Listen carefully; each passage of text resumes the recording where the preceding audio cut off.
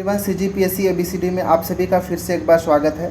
इस वीडियो के अंदर हम छत्तीसगढ़ का इतिहास का एक MCQ लेकर आए हैं, जिसमें छत्तीसगढ़ के अंतर्गत जो सातवाहन वंश है, कुषाण वंश है और वकाटक वंश है।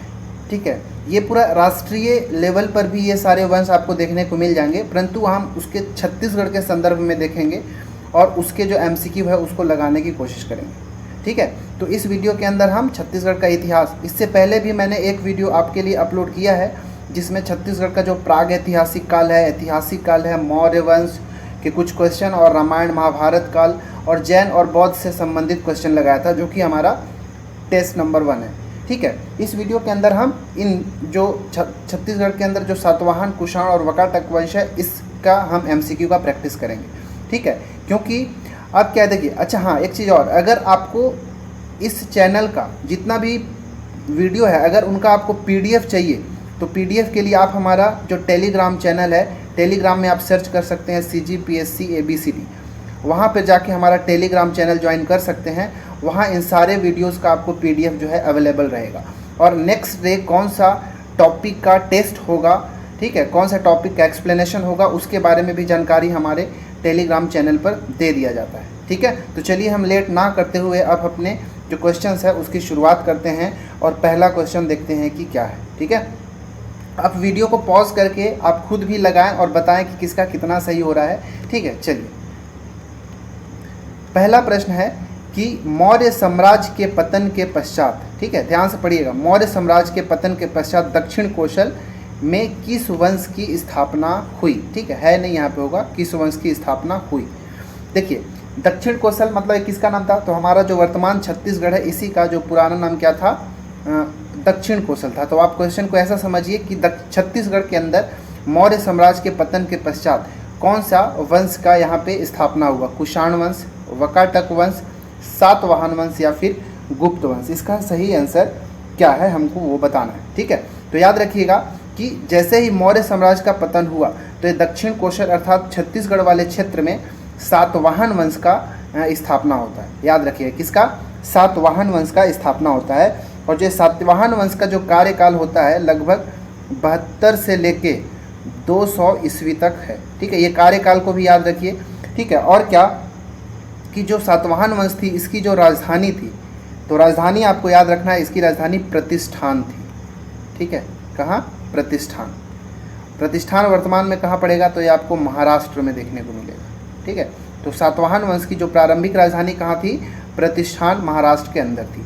तो मौर्य साम्राज्य के पतन के बाद कौन सा, सातवाहन वंश का स्थापना हुआ था। अच्छा, अगर आपसे पूछ दिया जाए कि सातवाहन वंश के पतन के पश्चात छत्तीसगढ़ में कौन से राजवंश की स्थापना हुई थी, ठीक है, सातवाहन वंश के, मौर्य के बाद कौन आ रहा है, सातवाहन आ रहा है। अगर आपसे पूछूं सातवाहन के बाद क्या, तो सातवाहन के बाद जो है वकाटक।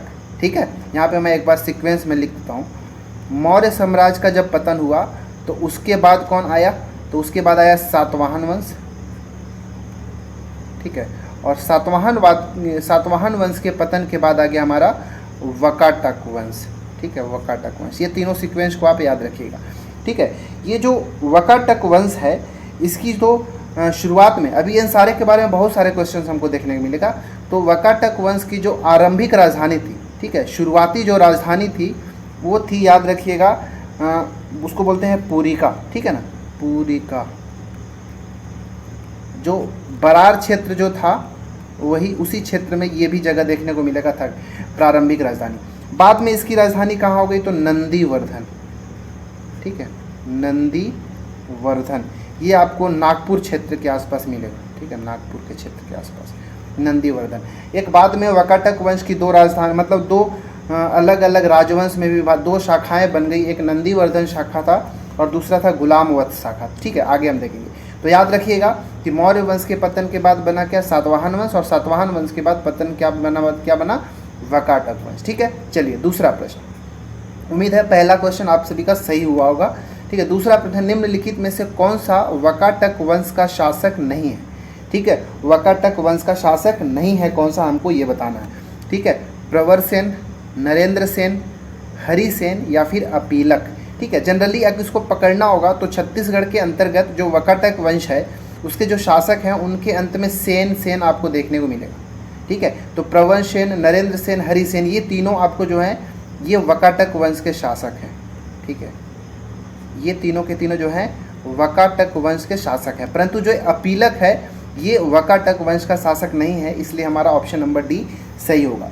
अपीलक जो है सातवाहन वंश का शासक है, ठीक है, सातवाहन वंश का शासक है। सातवाहन वंश में दो और याद रखिएगा, एक है वरदत्त श्री और दूसरा जो है वेदश्री। ये तीनों शासकों का नाम आप याद रखिएगा, वरदत्त श्री, वेदश्री और एक अपीलक, ठीक है। तो ये था हमारा दूसरा प्रश्न, ठीक है। चलिए तीसरा प्रश्न अब देखते हैं।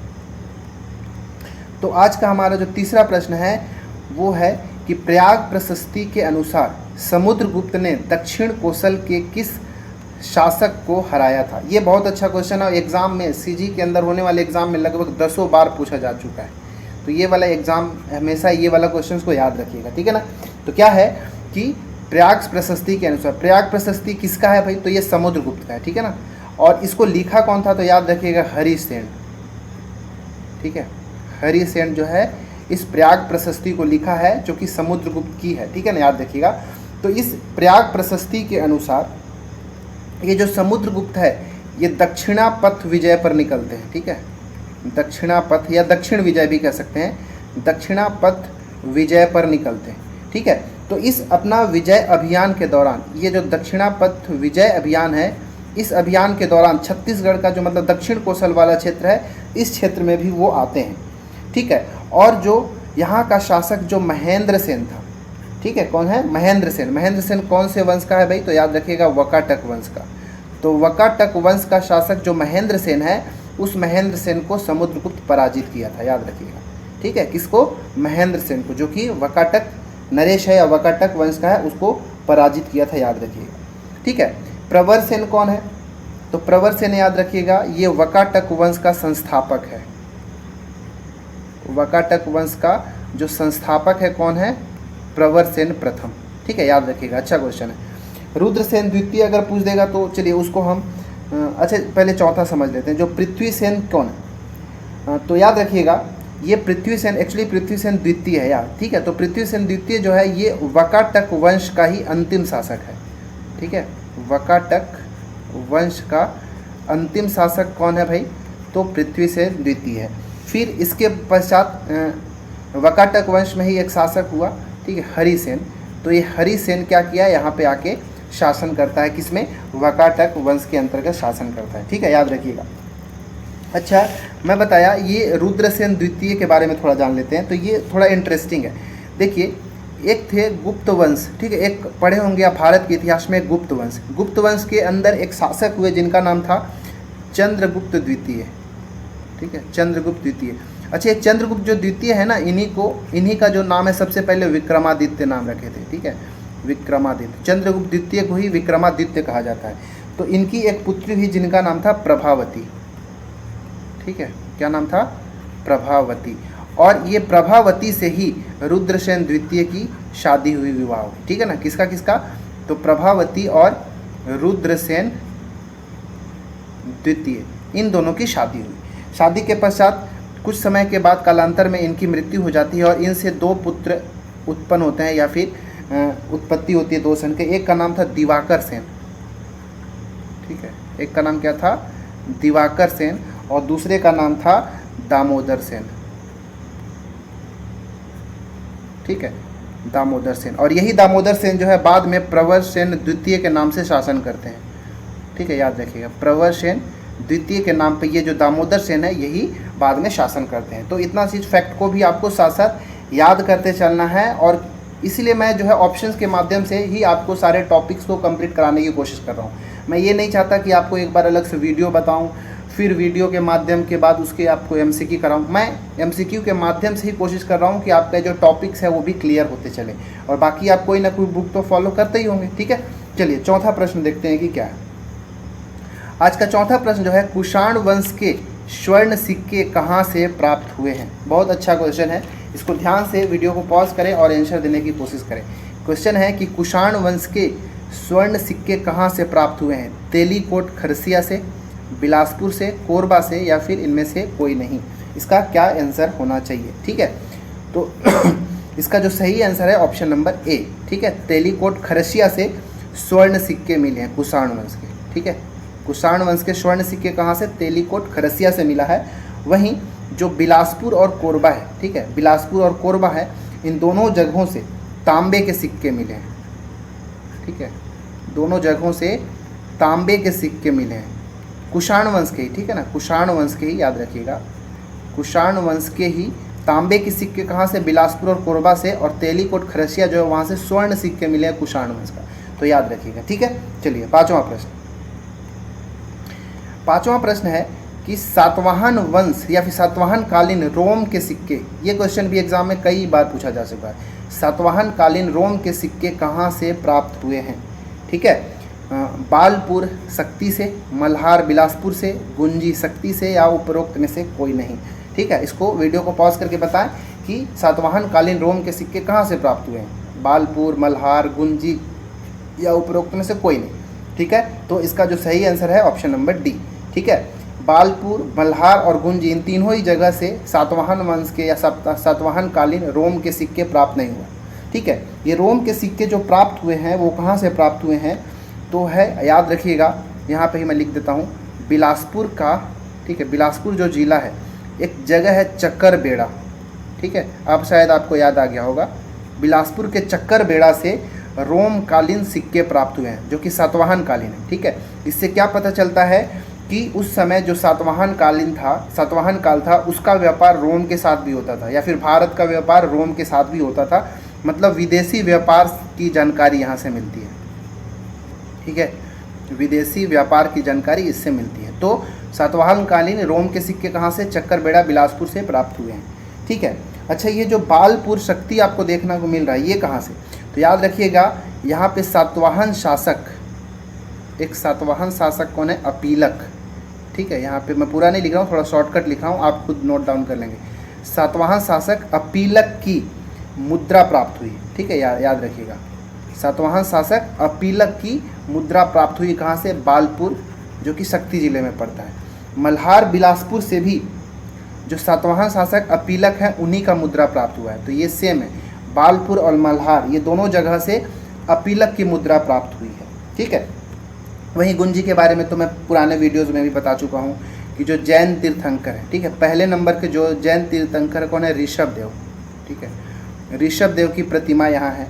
ठीक है, याद रखिएगा, एक चीज़ याद रखिएगा कि गुंजी से ना एक शिलालेख भी मिला है। ठीक है, गुंजी का शिलालेख भी कह सकते हैं इसको, यहाँ से मिला है। ये जो कि कौन से स्थान पे है? तो दमऊ दहरा नाल चट्टान। ठीक है, दमऊ दहरा, मैं पूरा नाम लिखता हूँ, स्थान कौन सा है? तो दमऊ दहरा नाला चट्टान। ठीक है, दमऊ दहरा नाला चट्टान कहाँ मिलेगा? तो गुंजी शक्ति जिले में मिलेगा। ठीक है, यहाँ पे जो शिलालेख मिला है, इसमें दो स्त्रियों का वर्णन यहाँ पे मिलता है। एक का नाम है कुमार सॉरी, यहाँ पे वो नहीं मिलेगा, यहाँ पे मिलेगा कुमार वर्दत श्री के जानकारी मिलेगा। ठीक है, वो जो मैं बता रहा था किसी और में है, याद रखिएगा, मैं भूल गया था, कुमार वर्दत श्री। ठीक है, किसके बारे में?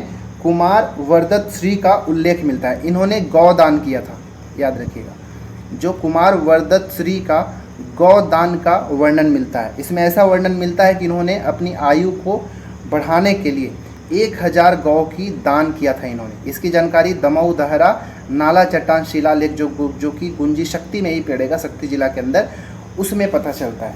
ठीक है, तो ये सब आपको याद रखना है। चलिए छठवां प्रश्न देखते हैं। छठवां प्रश्न है कि वकाटक वंश का दक्षिण कौशल में विस्तार किसने किया था? ठीक है, वकाटक वंश का दक्षिण कौशल में विस्तार किसने किया था? विंध्य शक्ति, प्रवरसेन, रुद्रसेन या फिर प्रवरसेन द्वितीय, किसने किया था? हमको ये बताना है। ठीक है, तो इसका जो सही आंसर क्या है आप कमेंट में बताएं। तो वकाटक वंश का दक्षिण कौशल में जो विस्तार किया था वो किया था ऑप्शन नंबर ए, प्रवरसेन प्रथम ने किया था। ठीक है, ऑप्शन नंबर बी। ठीक है, ऑप्शन नंबर बी जो है करेक्ट है, प्रवरसेन प्रथम ने किया था। देखिए, जो प्रवरसेन है एक्चुअली क्या है? विंध्य शक्ति का पुत्र है। ठीक है, अगर पूरा राष्ट्र मतलब पूरा देशव्यापी अगर देखा जाए तो सातवाहन वंश का जो संस्थापक कौन था?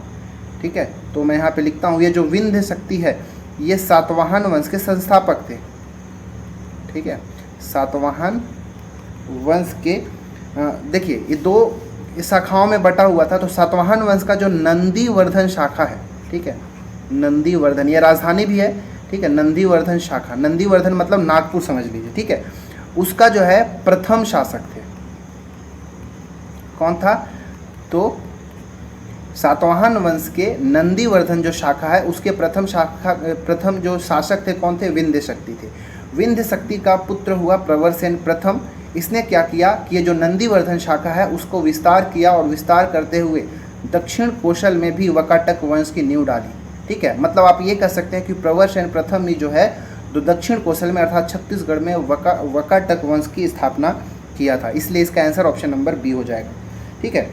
रुद्रसेन द्वितीय के बारे में तो मैं अभी पीछे बता चुका कि गुप्त वंशीय शासक जो चंद्रगुप्त द्वितीय थे उनकी पुत्री थी प्रभावती, उससे विवाह किसका हुआ? रुद्रसेन द्वितीय का हुआ, जिससे दो पुत्र हुए, दिवाकर सेन और दामोदर सेन। और वही दामोदर सेन जो है बाद में प्रवरसेन द्वितीय, ये जो है ना आपको दिख रहा होगा दामोदर सेन, ठीक है, दामोदर सेन। तो ये रुद्रसेन का पुत्र हो गया, आप ये कह सकते हैं, ठीक है, याद रखिएगा। तो दामोदर सेन ही प्रवरसेन द्वितीय के नाम से वकाटक वंश में शासन किया था, ठीक है। तो याद रखिएगा इसका जो सही आंसर क्या हो गया? Option number B. अच्छा, प्रवरसेन द्वितीय का मूल नाम तो हम देख लिए कि दामोदर सेन हो गया। ये जो प्रवरसेन है ना, इनको साहित्य में बहुत रुचि था, ठीक है, ये साहित्य में रुचि रखने वाले आदमी थे, इंसान थे। और इन्होंने एक रचना भी किया, उनकी जो रचना है उसका नाम है सेतुबंध, सेतुबंध, ठीक है। सेतुबंध की रचना किसने किया था? प्रवरसेन द्वितीय ने किया जाता है। अच्छा, एक चीज़ और याद रखिएगा, जो प्रवरसेन है ये शैव धर्म के उपासक थे, ये शैव धर्म को मानते थे। और ऐसा माना जाता है कि जो कालिदास हैं, ठीक है, कालिदास, ठीक है, जिसने मेघदूत की रचना किया था, वो प्रवरसेन द्वितीय के समय ही छत्तीसगढ़ के क्षेत्र में आए थे, ठीक है। प्रवरसेन द्वितीय के समय कालिदास जो थे वो छत्तीसगढ़ में आए थे और इन्होंने जो सरगुजा की जो रामगढ़ पहाड़ी है, ठीक है, रामगढ़ पहाड़ी, इस रामगढ़ पहाड़ी के ऊपर ही मेघदूत की रचना किया था इन्होंने, ठीक है। मेघदूत की रचना कालिदास ने किया था। एक चीज़ आपको पता है क्या कि जो मेघदूत है, आप कमेंट में बता सकते हैं क्या कि जो मेघदूत है इसका छत्तीसगढ़ में अनुवाद किसने किया था? ठीक है, आपके लिए क्वेश्चन ये है, आप कमेंट में जल्दी से बताएं क्या है क्वेश्चन, कि कालिदास द्वारा रचित मेघदूत जो है उसका रचना छत्तीसगढ़ी में उसका अनुवाद किसने किया था? ऑप्शन में बता सकते हैं क्या, मतलब कमेंट में बता सकते हैं, ठीक है, आप कमेंट बताइए। अब बढ़ता हूँ मैं 7वां प्रश्न की ओर।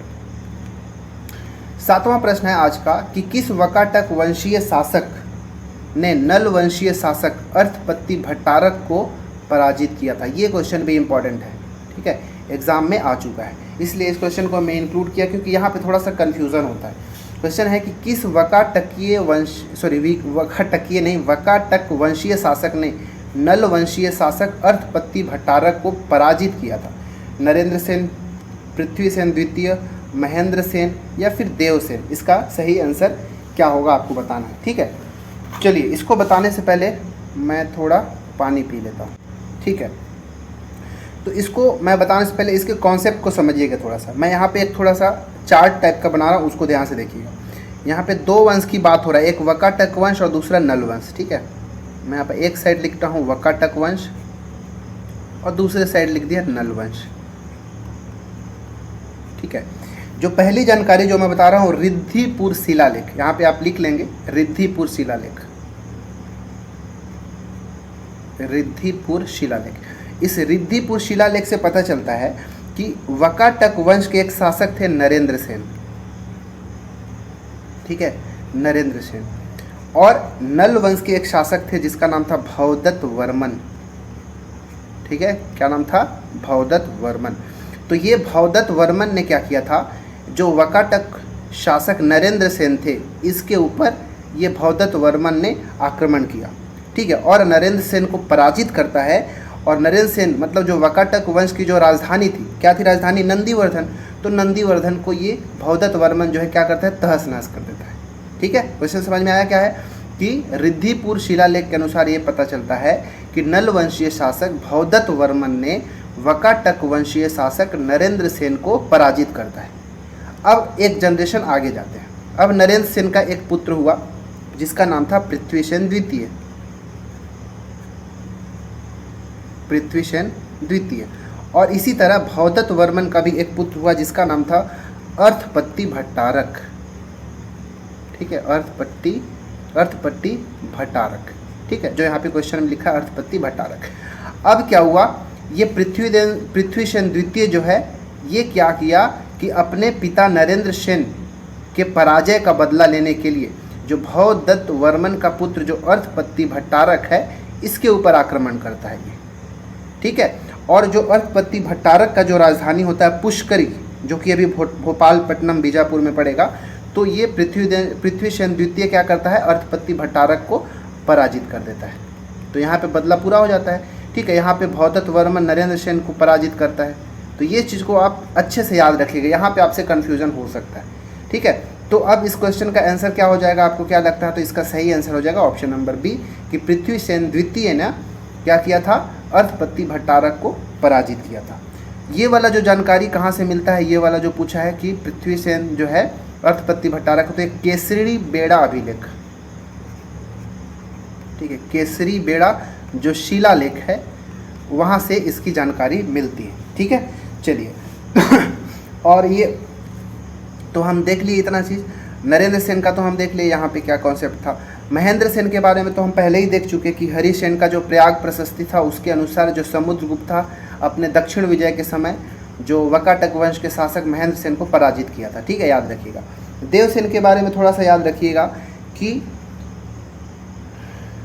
जो मैंने बताया था क्या कि जो वकाटक वंश है, ठीक है, यहाँ पे थोड़ा सा एक बार मैं लिखता हूँ, वकाटक वंश इसके दो शाखा था। एक हमारा हो गया नंदीवर्धन शाखा, ठीक है, और दूसरा हो गया गुलाम वत्स, ठीक है, या फिर वत्स गुलाम शाखा, वत्स गुलाम शाखा। नंदीवर्धन शाखा का इसका तो जान ही रहे हैं कि नागपुर क्षेत्र में इसका जो विस्तार था, और वत्स गुलाम शाखा जो है इसका बरार, ठीक है, बरार साइड इसका जो है विस्तार था। ठीक है ना। इसका जो नंदीवर्धन का जो प्रथम शासक कौन था, तो था विंध्य शक्ति, ठीक है, विंध्य शक्ति जो प्रवर सेन के पिताजी हो गए। और जो वत्स गुलाम शाखा है इसके जो हैं सर्वसेन, ठीक है, याद रखिएगा। इसके प्रथम शासक कौन थे, तो सर्वसेन हो गए। अब देखिए इसी जो वत्स गुलाम वंश का जो शासन है, इसी में एक शासक हुआ जिसका नाम था देवसेन। ये देवसेन क्या किया था कि कुछ समय के लिए जो छत्तीसगढ़ भाग का जो नंदीवर्धन शाखा था इसमें आके शासन किया था, इसलिए यहाँ पे थोड़ा सा नाम आता है। ठीक है, याद रखिएगा। तो अब हम बढ़ते हैं 8वां प्रश्न की ओर। प्रश्न क्रमांक 8 है, किरारी काष्ठ स्तंभ पर निबंध किसने लिखा या फिर किसकी रचना है। किरारी काष्ठ स्तंभ ये जो निबंध है किसकी रचना है, लोचन प्रसाद पांडे, मुकुटधर पांडे, बंशीधर पांडे या फिर शुक्लाल पांडे, किसकी रचना है। ये बहुत अच्छा क्वेश्चन है, ये भी एग्जाम में कई बार पूछा जा चुका है। ठीक है, तो वीडियो को पॉज करके इसका आंसर सही बताएं कि किरारी काष्ठ स्तंभ जो निबंध है किसकी रचना है। तो इसका जो सही आंसर है वो है ऑप्शन नंबर ए, लोचन प्रसाद पांडे। ठीक है, किरारी काष्ठ स्तंभ जो है इसके ऊपर निबंध किसने लिखा था, लोचन प्रसाद पांडे ने लिखा था। अच्छा, ये जो किरारी काष्ठ स्तंभ है क्या, तो याद रखिएगा शक्ति जिला जो है, ठीक है, छत्तीसगढ़ का जिला शक्ति, इसी में एक गांव है जिसका नाम है किरारी। ठीक है, किरारी ग्राम से एक काष्ठ स्तंभ या फिर शिलालेख मिला है, काष्ठ स्तंभ मिला है, जिसका खोज कब किया गया था, तो 1921 में किया गया था। किरारी काष्ठ स्तंभ का खोज कब किया गया था, 1921 में किया गया था। और जो ये स्तंभ लेख है ये प्राकृत भाषा में है, याद रहेगा किसमें, प्राकृत भाषा में लिखा गया है। ये जो किरारी काष्ठ स्तंभ है इसका एक और नाम है, क्या नाम है, तो याद रखिएगा यज्ञ स्तंभ। ठीक है, क्या नाम है, यज्ञ स्तंभ।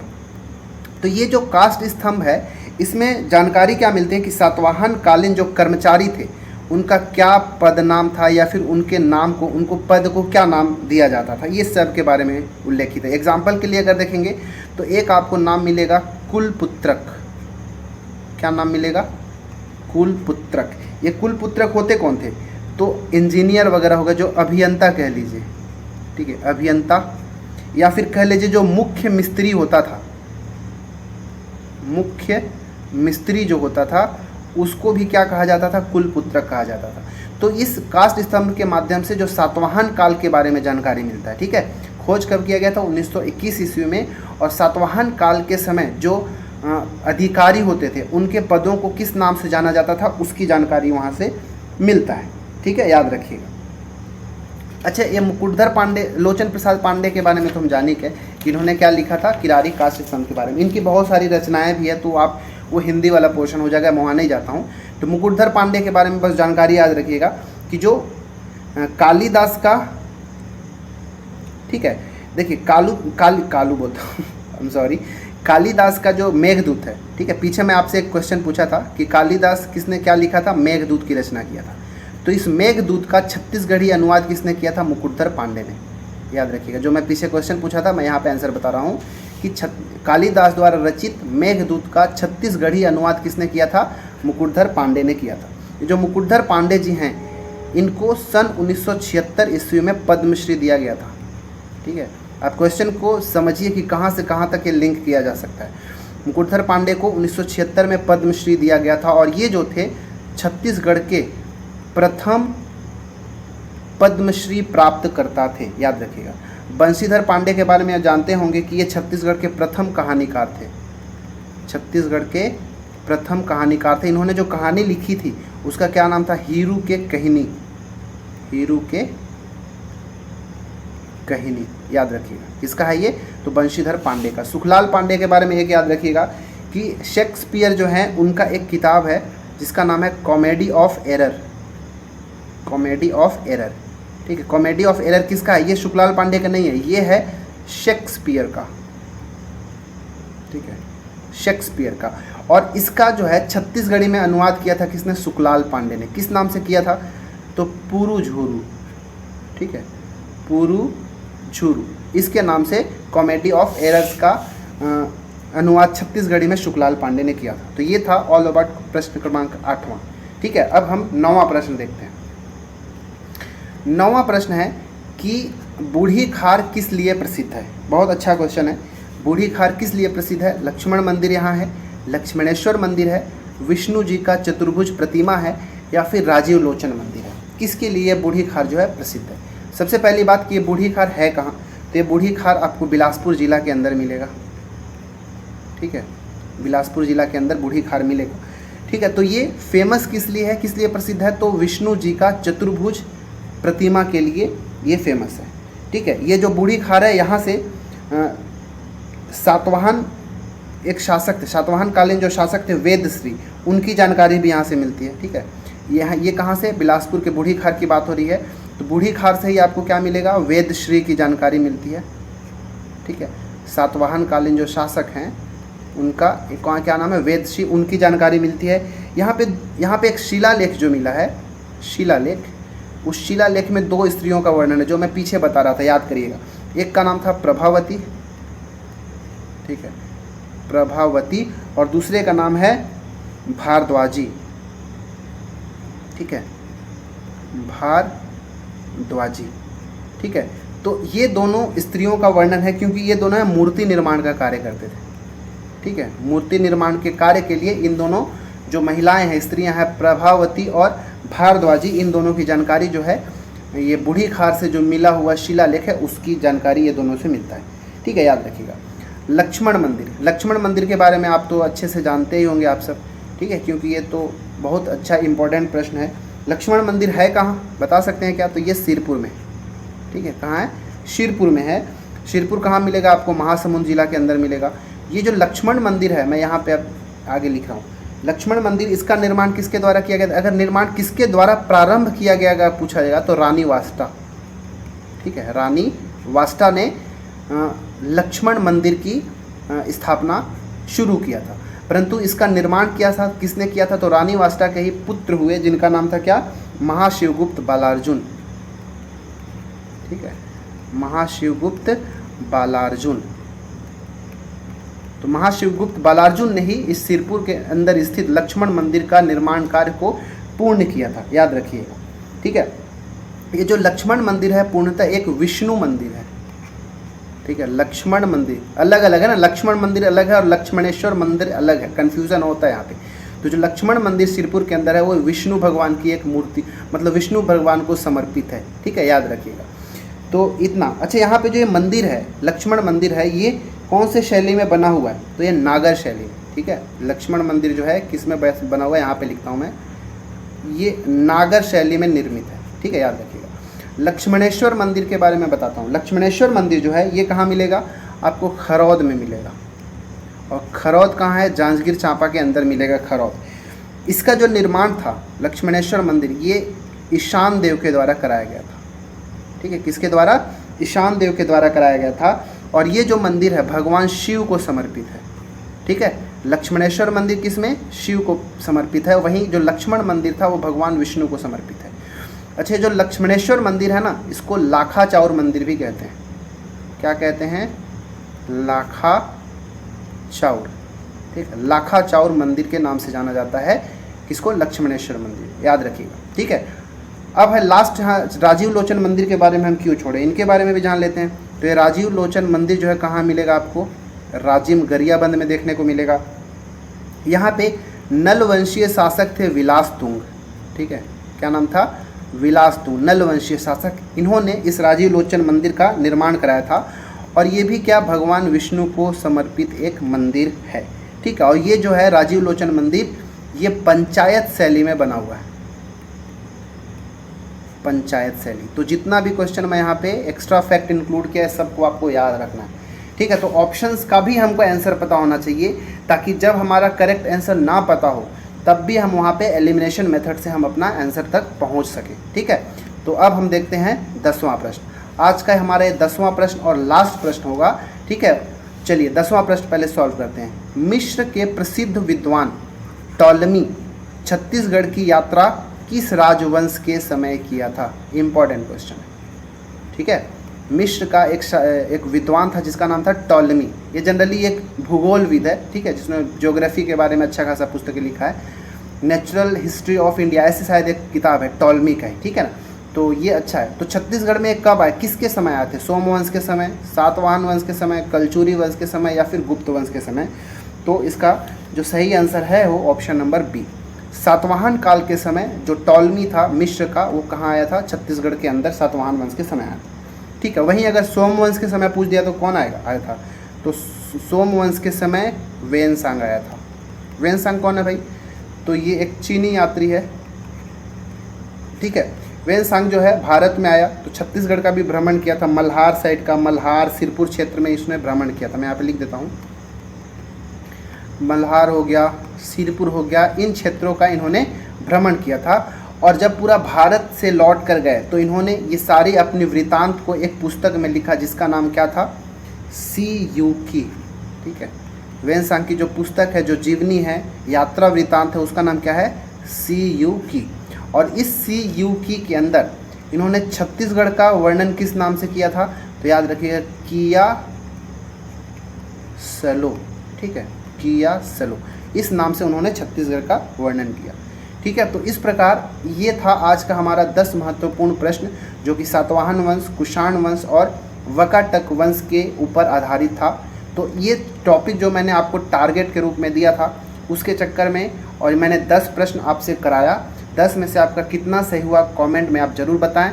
अगर इसका PDF चाहिए तो हमारे टेलीग्राम चैनल को आप ज्वाइन कर सकते हैं। आगे नेक्स्ट डे के एग्ज़ाम के लिए मैं आपको जो है कौन से टॉपिक पे लिया जाएगा, आपको टेलीग्राम चैनल के अंदर आपको बता दिया जाएगा। ठीक है, तो आप अपने पढ़ाई को कंटिन्यू रखें और जो भी मैं टॉपिक दे रहा हूँ उसको आप कंप्लीट करते चलें।